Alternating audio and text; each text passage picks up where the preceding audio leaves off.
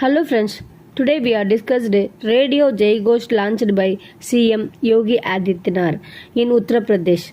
The Uttar Pradesh Chief Minister Yogi Adityanath debuted Radio Jai Ghosh on August 9, 2022. The Radio Jai Ghosh mobile application and social media pages will also have access to the programs. The radio channel will be launched by the Department of Culture. The radio channel will promote folk art, regional delicacies, etc. Radio Jai Ghosh will be audible at 107.8 and will air programs from 6 am to 10 pm every day. It's a main thing Radio Jai Ghosh launched to commemorate the anniversary of the Kakori train action.